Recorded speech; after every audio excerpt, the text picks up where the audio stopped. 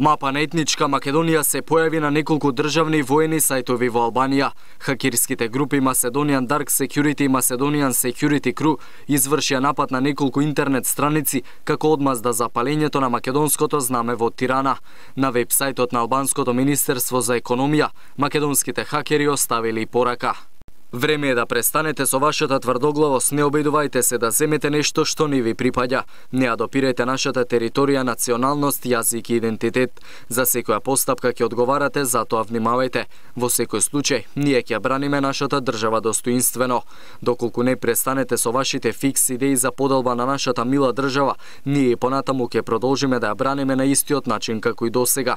Тоа што е наше не го даваме и тоа што е туѓо не го сакаме. Нашето име е едно и ќе остане такво Македонија, се вели во пораката оставена од македонските хакери. На нападот возвратија наводно грчките хакери кои ја блокираа страницата на македонскиот државен просветен инспекторат.